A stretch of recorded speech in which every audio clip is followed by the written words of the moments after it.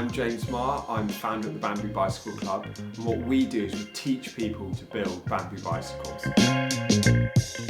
So today we ran a workshop for masters of their craft, showcasing exceptional oak casks.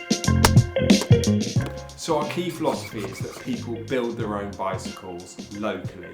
So they build in different communities and they have ownership on what they're creating.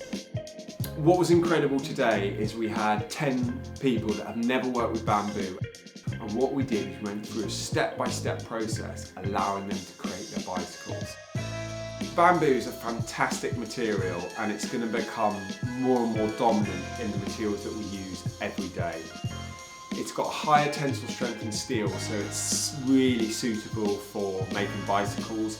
It grows really quickly, so it absorbs loads of CO2, and it's something that is a really accessible material.